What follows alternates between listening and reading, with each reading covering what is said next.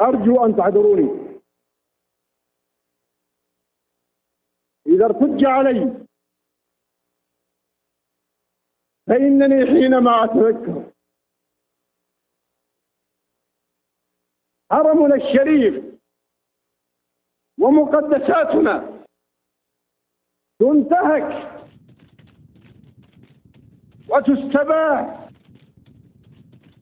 وتمثل فيها المخازي والمعاصي والانحلال الخلقي، فإني أدعو الله مخلصا إذا لم يكتب لنا الجهاد وتخليص هذه المقدسات ألا يبقيني لحظة واحدة على الحياة.